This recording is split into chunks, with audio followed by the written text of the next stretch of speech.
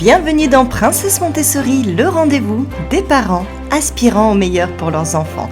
Je suis Ksenia Trubetskoy, princesse et passionnée par l'éveil, le développement et le bien-être de nos enfants, mais aussi des parents. Ensemble, transformons l'éducation de nos enfants et notre parentalité en un conte de fées moderne. Prêt pour une aventure enchantée ? C'est parti! Aujourd'hui, je vous parle du printemps, mais pas n'importe comment. Ce n'est pas juste une saison de plus, c'est un moment magique, riche en découvertes pour nos enfants. Une saison pleine de changements, de cycles, de surprises et donc une mine d'or éducative à ciel ouvert. Alors, si vous vous demandez comment profiter du printemps pour nourrir la curiosité, l'observation, l'autonomie de vos enfants, que vous habitez en ville ou à la campagne, cet épisode, il est pour vous. Alors, pourquoi le printemps est une saison si précieuse pour les enfants ? Eh bien, parce qu'il permet d'observer le monde qui change en vrai, en direct et dehors. C'est une invitation à ralentir, à regarder, sentir, écouter, toucher, vivre l'instant présent. Et pour les plus petits, en particulier avant 3 ans, le printemps est une fête sensorielle. Ils ont besoin de marcher lentement, de manipuler, de s'émerveiller devant des choses simples, une flaque d'eau, une goutte sur une feuille, un brin d'herbe qui pousse sous la neige fondue. Chaque balade devient un terrain d'exploration. Alors que faire avec un tout petit au printemps ? Eh bien on peut le laisser explorer la terre, l'eau, les cailloux, on peut lui parler de ce qu'il voit, les bourgeons, les premières fleurs, le chant des oiseaux et surtout, ne soyons pas trop pressés. Prenons le temps, laissons notre enfant s'imprégner de la nature.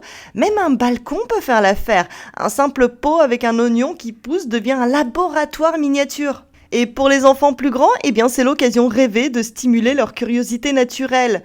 Pourquoi la neige a fondu ? Où vont les oiseaux ? Comment pousse une graine ? Vous pouvez même leur proposer de tenir un carnet d'observation. Ils peuvent dessiner, coller des photos, noter les changements ou simplement raconter ce qu'ils ressentent. Ce sont de vrais petits scientifiques en herbe à cet âge-là. Alors voici quelques idées concrètes d'observation printanière à faire avec vos enfants. Observez la fonte de la neige et sa transformation en eau.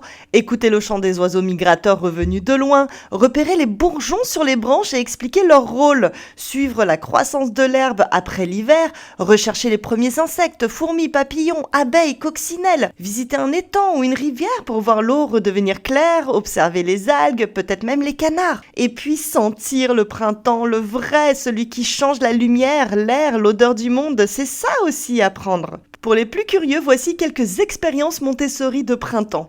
Faire pousser un haricot dans un bocal, observer la condensation sur une vitre, créer un mini-jardin sensoriel en intérieur, partir en balade avec un appareil photo pour capturer les signes du printemps et pourquoi pas observer son propre changement intérieur, son humeur, son énergie, son envie de bouger plus, d'être dehors et en parler avec son enfant. Pour résumer, observer le printemps, c'est développer l'esprit scientifique, la patience, la curiosité, mais aussi l'ancrage. C'est aussi un merveilleux moment de connexion entre vous et votre enfant. Et le plus beau, c'est gratuit, à la portée de tous et accessible dès aujourd'hui. Merci d'avoir écouté cet épisode. Je vous souhaite plein de promenades joyeuses, des bottes pleines de boue et des yeux remplis d'étoiles. N'hésitez pas à partager cet épisode avec vos amis parents. Et si vous aimez le podcast Princesse Montessori, pensez à vous abonner pour ne rien rater et à laisser 5 étoiles pour soutenir mon travail. Vous pouvez aussi rejoindre ma newsletter exclusive pour recevoir mes ressources, mes astuces Montessori et bien sûr les prochains épisodes en avant-première. Comme d'habitude, je vous mets le lien dans le descriptif.